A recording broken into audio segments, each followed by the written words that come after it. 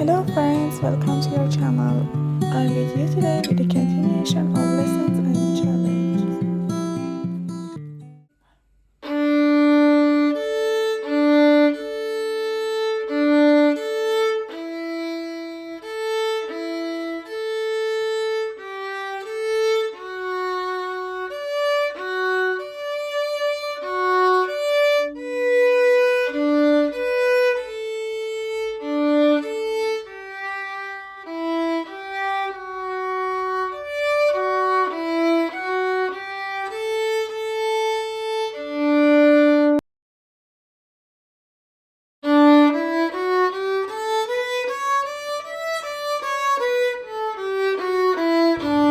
Use the middle of the bow to play quarter note.